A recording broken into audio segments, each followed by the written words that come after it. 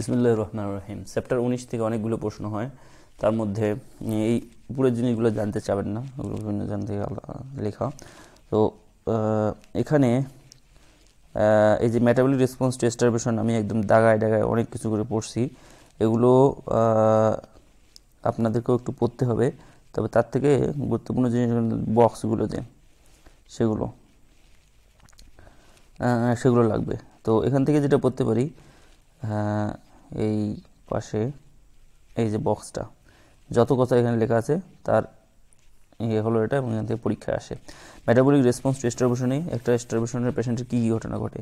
Insulin level কমে যাবে, high plasma glucagon, hepatic glycogenolysis, protein catabolism, hepatic gluconeogenesis হয়ে lipolysis হয়ে থাকে, অ্যাডাপটিভ কিটোজেনেসিস হয়ে থাকে।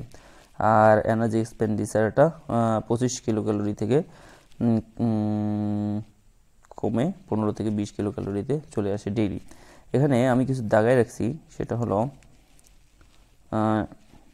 12 ঘন্টা অর লেস একটা মানুষ যদি ফাস্টিং থাকে তাহলে কোন কোন ঘটনা ঘটবে। ওই তখন যেগুলো বললাম সেগুলোই, ইনসুলিন লেভেল ফল, গ্লুকাগন লেভেল রাইস, তারপরে হলো গ্লাইকোজেন থেকে গ্লুকোজ আসা শুরু করবে, হ্যাঁ গ্লাইকোজেন, এই কথাগুলো।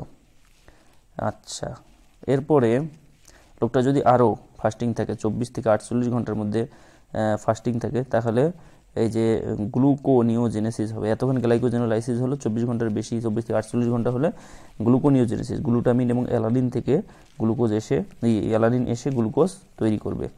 এটাই বলতেছি আমরা কী বলে, গ্লুকোনিওজেনেসিস। আচ্ছা, এখন লোকটা যদি আরও ফাস্টিং থাকে 48 থেকে 72 ঘন্টা, তখন কি হবে? তখন ফ্যাটি অ্যাসিড থেকে তখন এই কিটোজেনেসিস হবে। এই যে কিটোন বডি তৈরি হওয়া শুরু হবে ফ্যাটি অ্যাসিড থেকে।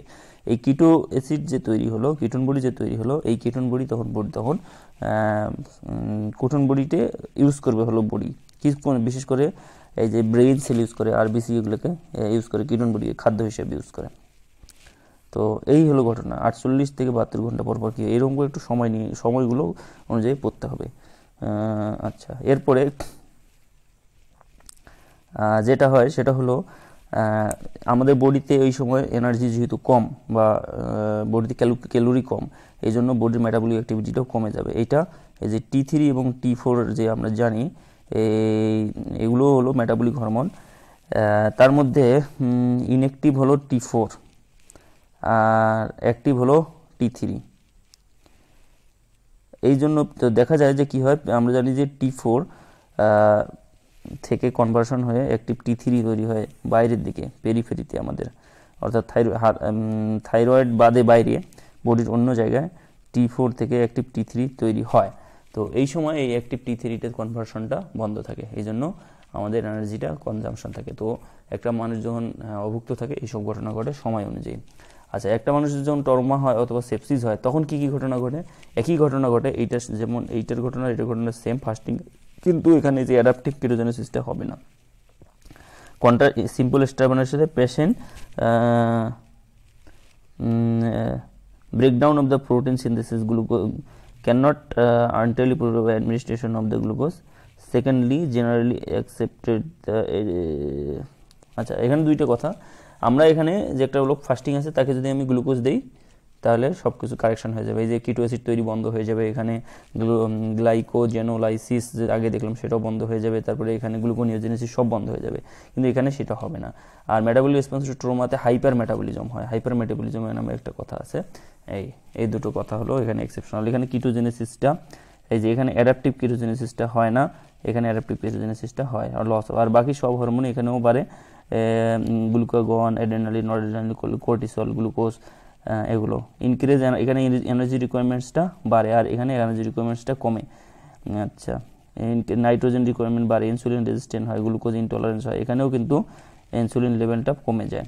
আচ্ছা, তারপরে হলো অক্সিডেশন, লিপিড অক্সিডেশন হয়। এই কথাগুলো একটু দুইটা মিলিয়ে পড়তে হবে, অনেক সময় ভুল হয়। তো ফাস্টিংয়ের সঙ্গে কী কী ঘটনা, এখানকার সঙ্গে কী কী ঘটনা, এবং এই মেটাবলিক রেসপন্স টু ট্রমা, এই দুইটা বক্স থেকে প্রশ্ন আসে। এরপরে যে বডি ওয়েট অ্যানথ্রোপোমেট্রি কেউ যদি পড়তেছেন রিডিং দেবেন, আপনাদের জন্য গুরুত্বপূর্ণ নয়। এই আপনাদের জন্য গুরুত্বপূর্ণ হলো এইটা। অ্যাভারেজ ডেইলি ওয়াটার ব্যালেন্স হবে হেলদি, এইটা না পড়ে পরীক্ষা হলে গেলে ভুল হবে এবং পরীক্ষায় অন্য প্রশ্ন আসবে। ইউরিন আউটপুট, এটা হলো আউটপুট, এটা হলো intake. Output 1500 ml, insensible loss 900 ml, faeces দিয়ে 100 ml, ইনটেক হলো water from beverage 200 ml, water from food 1000 ml, water from oxidation 300 ml। এই কটা লাগবে। অক্সিডেশন থেকে 300 ml খাই যে আমরা সেটা, আর বেভারেজ থেকে আসে 200 ml। এইটা হলো আপনার ইনটেক, আর আউটপুট হলো 1500 ml, আর ইনসেন্সিবল 900 ml, আর ফিসেস হলো 100 ml।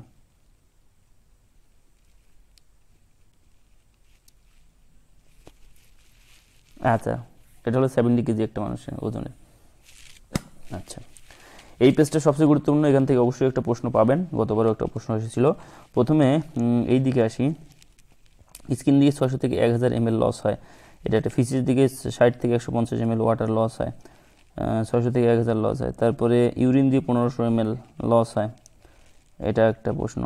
তারপরে বডির এনার্জি, ডেইলি এনার্জি, এগুলো লাগবেই, মক টেস্ট এগুলো প্রশ্ন এসেছিল। 30 থেকে 40 ml পার কেজি ডেইলি ফ্লুইড রিকোয়ারমেন্টস একটা মানুষের জন্য, এটা ওজন দিয়ে দিবে, সেই ওজন থেকে আপনাকে হিসাব করতে হবে কত ml ফ্লুইড তার ডেইলি লাগবে। সোডিয়াম রিকোয়ারমেন্ট 50 থেকে 90 millimole per day, potassium 50 millimole per day, calcium 5 millimole per day, magnesium 1 millimole per day, এগুলো লাগবে।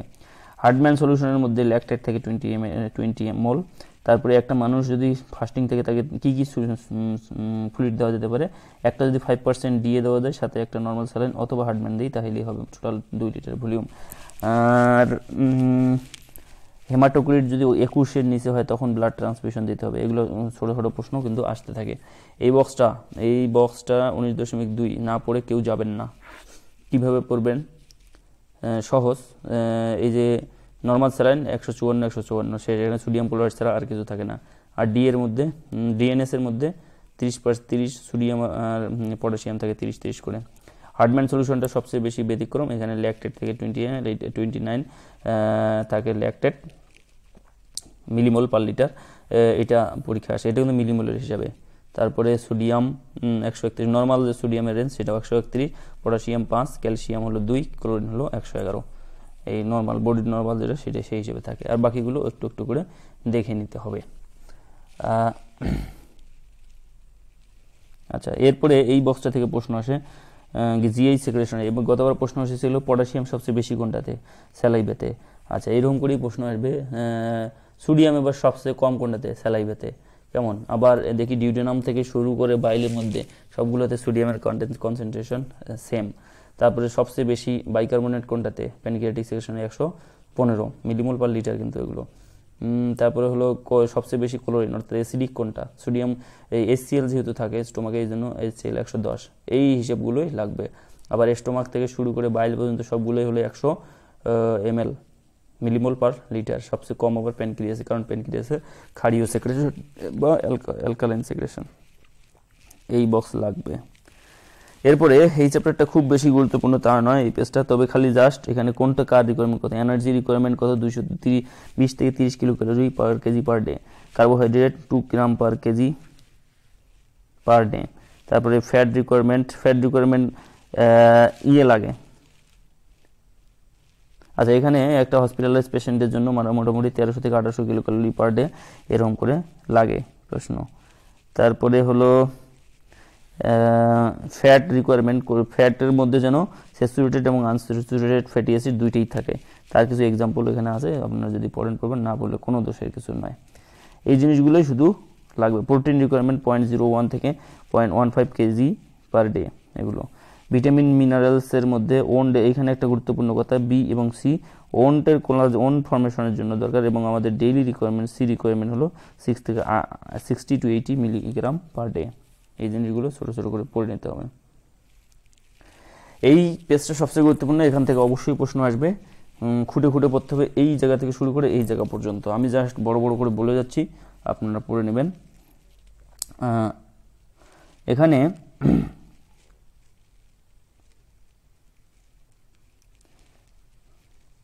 আচ্ছা, এখানে রিফিডিং সিন্ড্রোম সময় দুটো কথা বলছে, আমরা সামনে রিফিডিং সিন্ড্রোম আনতেছি। এবার প্রথমে আসি, একটা যদি ইন্টেস্টাইনাল রিসেকশন করি আমি, ইন্টেস্টাইনাল আমরা জানি যে স্মল গাটের লেন্থ 300 থেকে 850 সেন্টিমিটার বেলি লেভে দেওয়া আছে। তো এইটা যদি আমরা রিসেকশন করি স্মল গার্ড, কী কী ইফেক্ট হবে বলতে, 50% যদি স্মল গার্ড কেটে দেওয়া যায় তাহলে কিছুই হবে না, এবং বাইপাস করে দেওয়া যায় কিছুই হবে না। যদি লেস দেন 150 সেন্টিমিটার, মানে 300 এর অর্ধেক হলো 50% হলো 150 সেন্টিমিটার যদি থাকে তাইলেও হবে। 150 সেন্টিমিটার যদি কম থাকে তাহলে কিছু একটা সিন্ড্রোম অ্যারাইজ করবে, সেটার নাম হলো শর্ট বাউল সিন্ড্রোম। এরপরে এই জিনিসগুলো থেকেও প্রশ্ন আসে ফিজিওলজিতে। 5 থেকে 6 লিটার হলো এন্ডোজেনাস সেক্রেশন, 2 থেকে 3 লিটার হলো আমাদের জিআইটির এক্সোজেনাস সেক্রেশন, আর হলো জেজুনাল কন্টেন্টটা হলো আইসোটোনিক, এটা পরীক্ষায় আসে। তারপরে এখানকার সেলগুলো হলো লিকি, সেল জাংশনগুলো হলো লিকি।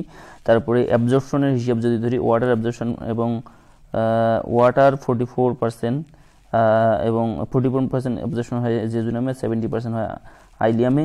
সোডিয়াম 13% হয় জেজুনামে, 72% হয় আইলিয়ামে। এগুলো লাগবে। এটা এসবি এর প্রশ্ন, কখনোই ভুল করা যাবে না। Ileum is the only site for absorption of vitamin B12 and bile salt. অবশ্যই পরীক্ষা আসবে, এটা কখনোই মিস করা যাবে না। এই কোলনের এই জিনিসটুকু পুরোটুকু পড়তে হবে। 24 থেকে 150 আওয়ার্স হলো ট্রানজিট টাইম। এখানে একটা special function, important colonic function is the fermentation of carbohydrate to produce short chain fatty acid. এখানে কার্বোহাইড্রেট ফার্মেন্টেশন করে শর্ট চেইন ফ্যাটি অ্যাসিড হয়, এগুলো কোলনিক ট্রফিক, অর্থাৎ কোলনের এগুলো নিউট্রিশন দেয়, কোলনিক মিউকোজার। এই জিনিসটাই কি হয় ওখানে, এই ট্রফিক, এই যে নিউট্রিশনটা দেয়, এই কারণেই কোলনিক কার্সিনোমা থেকে এগুলো প্রিভেন্ট করতে সাহায্য করে, কোলোনোসাইটের জন্য ট্রফিক। আচ্ছা, এখন যদি একটা গার্ড রিসেকশন করা হয় তাহলে কি, এইটা কিন্তু এখান থেকে শুরু করে এই পর্যন্ত পড়তে হবে, একটুকু বাদ দেওয়া যাবে না। Resection of the proximal jejunum যদি করি কিছুই ঘটনা ঘটবে না, কিন্তু যদি আইলিয়াম ঘটনা করা হয়, আইলিয়ামে যদি কাটা হয় তাহলে ঘটনা ঘটবে। তখন কতটুকু আইলিয়াম কাটলে কি ঘটনা ঘটবে, এইখান থেকে তাহলে পড়তে হবে। The most challenging with the short bowel syndrome কখন হবে, in excess of 200 centimetre resection, কোলেক্টমিও করা হয়েছে, more than 200 centimetre of colon কাটা হয়েছে। তাহলে 300 থেকে 850 যদি ধরি, লেন্থ ধরি, তার মধ্যে যদি 200 বা তার বেশি কাটা হয় তাহলে 100 আছে।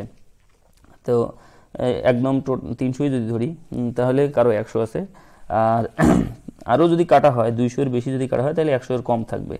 তো এই ধরনের যে পেশেন্ট যাদের 200 বা তার বেশি কাটা হবে তারা দুই ভাগে বিভক্ত, একটা হলো সেক্রেটর আর একটা হলো অ্যাবজর্বার। নেট সেক্রেটর এবং অ্যাবজর্বার, যাদের মধ্যে অ্যাবজর্বার কাদেরকে বলতেছি, more than 100 centimetre residual jejunum আছে তাদেরকে আমরা বলতেছি, কাটার পরেও 100 সেন্টিমিটার, তাদেরকে অ্যাবজর্বার। তারা মোটামুটি এই যে সোডিয়াম ডায়েট এগুলো, ওয়াটার সোডিয়াম এগুলো অ্যাবজর্ব করতে পারবে। কিন্তু সেক্রেটর যাদের 100 সেন্টিমিটারের নিচে জেজুনাম থাকবে তাদেরকেই আমরা বলতেছি হলো অ্যাবজর্বার। এখন এদের কি ঘটনা ঘটবে, এদের এই যে জেজুনাম এত কম, এটাতে এই জেজুনাম দিয়ে সেক্রেশন, এটাতে স্টোমা করা হয় বাইরের দিকে, তাহলে দেখা যাবে 4 লিটার 24 আওয়ার্সে 4 লিটার পর্যন্ত ফ্লুইড এখানে কালেকশন হচ্ছে, অর্থাৎ অনেক পরিমাণে ফ্লুইড সেক্রেশন হচ্ছে। এবং এই যে লজ হচ্ছে জেজুনাম দিয়ে, অর্থাৎ আইলিয়াম আমি কেটে ফেলছি 100 সেন্টিমিটার, মাত্র 100 সেন্টিমিটার জেজুনাম আছে 100 সেন্টিমিটার, বাকি আইলিয়াম আমি কেটে ফেলছি। এই যে জেজুনাল কন্টেন্ট, এইটার কি হলো, এটাকে 4 লিটার 24 আওয়ারে এটাকে বলতেছি আমরা হাই আউটপুট ফেস্টুলা। এই কন্টেন্টটার অসমোলারিটি হলো 90 মিলিমোল পার লিটার। তো এখন এই যে কন্টেন্ট বের হয়ে যাচ্ছে, এই কন্টেন্টটাকে আমরা কিভাবে আমরা কমাইতে পারি, তাকে অবশ্যই এই 90 মিলিমোল পার লিটারের যে নিচে কনসেন্ট্রেশনের ফ্লুইড আছে বা সেই ফ্লুইডগুলো ইনটেক করার জন্য লিমিটেশন করতে হবে, খাওয়াইতে দেওয়া যাবে না। তো 90 মিলিমোলই দিতে হবে। তাহলে যদি আমি এটার নিচে দিই তাহলে সেটা হাইপোটোনিক হলো এটার জন্য, আবার সেই ফ্লুইড এই গার্ডের মানে জেজুনামের কন্টেন্টের সঙ্গে যে ইফ্লাক্স হয়ে চলে যাবে। এই জন্য তাকে 90 মিলিমোলের সমান বা তার বেশি কনসেন্ট্রেশনের ফ্লুইড খাইতে এনকারেজ করা হবে। এই জন্য এই পেশেন্টগুলোকে পানি, চা এবং জুস, যেগুলো হাইপোটোনিক ফ্লুইড, এগুলো 1 লিটারের বেশি ডেইলি খাইতে দেওয়া যাবে না, এইটা একটা কথা।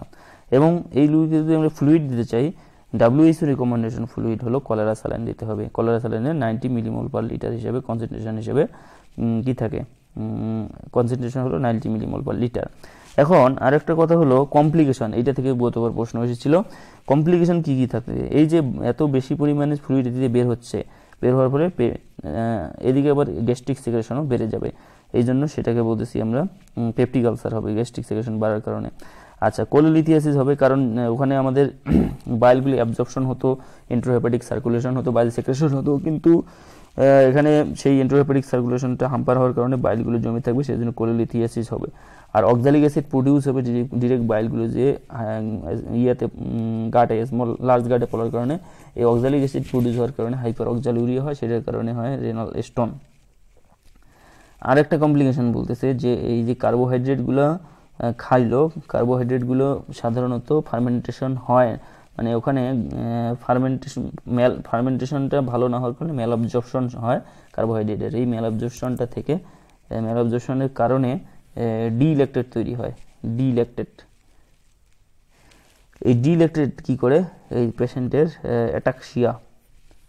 অ্যাটাক্সিয়া করে, একটা ডিল্যাকটেট কি করে, স্লার্ড স্পিচ, অ্যাটাক্সিয়া এবং অল্টার্ড এফেক্ট, মানে কনসাসনেসে একটু অল্টারেশন করে, এই একটা মানে তো কমপ্লিকেশন। আচ্ছা, এই এফেক্ট অফ রিসেকশন এখান থেকে এখান পর্যন্ত এই জিনিসটা গতবার 3বারই পরীক্ষা আসছিল, 3 পেপারই পরীক্ষা আসছিল, এটা লাগবে। আচ্ছা, তো কিভাবে আমরা এই শর্ট বাউল সিনড্রোম প্রিভেন্ট করতে পারি, আমরা অ্যান্টিসেক্রেটরি এজেন্ট দিতে পারি, অক্সিটোটাইড দিতে পারি, সোমাটোস্টেরিন অ্যানালগ দিতে পারি, অ্যান্টিমোটিরিলাক, লোপেরামাইড, কোডিন সালফেট এগুলো দিতে পারি, তাহলে আমাদের এই সেক্রেশনটা কমে যাবে। আচ্ছা, এরপরে আমরা একদম সামনে চলে আসলাম, কমপ্লিকেশন। এটা কিসের complication? Complication of antral feeding, এইটা হয়, এটা আসবে, তারপরে আমরা প্যারেন্টাল আসতেছি, প্যারেন্টাল ফিডিং, এই দুইটার একটা অবশ্যই আসবে। তো এগুলো কি আমরা টিউব রিলেটেড, একটা টিউব দিয়ে খাওয়াচ্ছি, এন্ট্রাল ফিডিং মানে আমরা মুখ দিয়ে না খাওয়াই একদম ডিরেক্ট টিউব দিয়ে খাওয়াচ্ছি। ম্যালঅবজর্পশন, ডিসপ্লেসমেন্ট, ব্লকেজ হতে পারে টিউবটা, গ্যাস্ট্রোএন্টেরিক ডায়রিয়া হতে পারে, ব্লোটিং, ম্যালঅবজর্পশন, অ্যাবডোমিনাল ক্রাম্প, কনস্টিপেশনও হতে পারে, ডায়রিয়া কনস্টিপেশন দুইটাই। মেটাবলিক আর বায়োকেমিক্যাল এফেক্ট কী হতে পারে, electrolyte disorder, vitamin mineral trace element deficiency, drug interaction, এগুলো হতে পারে। আচ্ছা, এরপরে এই parenteral nutrition, route of delivery, কোন রুটে দিতে পারি, পেরিফেরালি দিতে পারি, সেন্ট্রাল ভেনাস এক্সেসে দিতে পারি। TPN administration either by catheter inserted in the central vein or via peripheral line, এগুলো দুটো কথা। আচ্ছা,